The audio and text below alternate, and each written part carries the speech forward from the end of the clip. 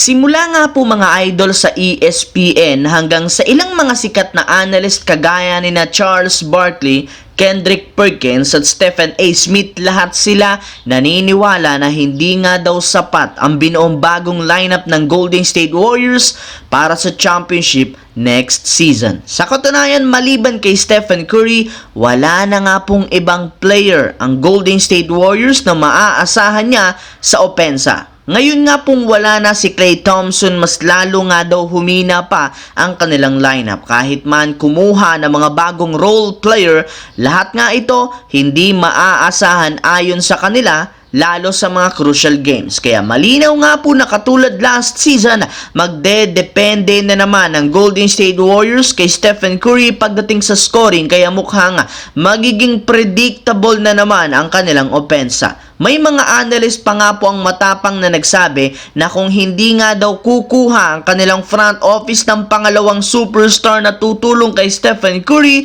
sayang lamang ang kanilang season. Sa madaling salita, kailangan nga talaga ng Golden State Warriors na maghanap sa kalagitnaan ng regular season. Samantala, bagamat hirap ang Los Angeles Lakers na makakuha ng malaking pangalan ngayong off-season, babawi nga sila sa trade deadline. Sa katunayan, once napayagan na nga po ng NBA na ma-trade ng Washington Wizards si Jonas Valanciunas, agad nga pong kakausapin ito ng Lakers. At mismong NBA insider na ng Wizards ang nagbulgar, hindi magiging madali sa Lakers para makuha ito dahil kailangan nga po nilang ipalit dito sina D'Angelo Russell at isang future first round pick.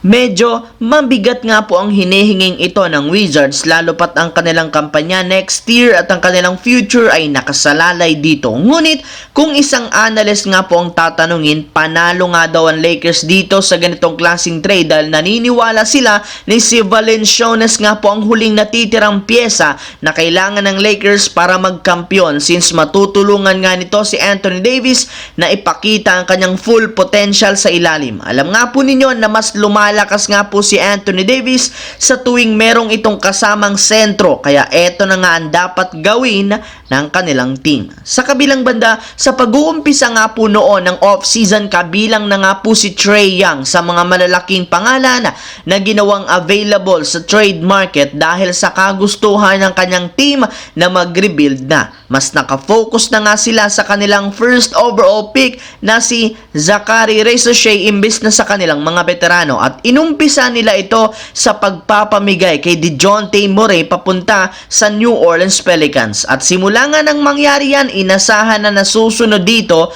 si Trae Young. Ngunit makalipas ang ilang buwan, hindi nga ito na-trade sa ibang team at inaasahan hindi siya i-offer ng kanilang front office. Ayon nga po sa isang insider, isa nga sa mga rason bakit hindi natuloy ang trade nito dahil sa bagsak na trade value.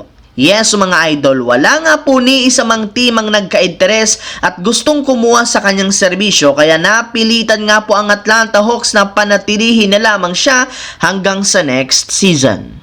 So yun lamang mga idol ang ating bagong video na ating pinag-usapan ngayon dito. Once again, this is your J-Zone TV. Huwag kalimutang mag-like, mag-subscribe, pindutin ang notification bell sa akin channel para lagi kayo maging updated sa mga videos na pinapalabas ko. Isang malaking shoutout sa lahat mga idol. Maraming salamat po.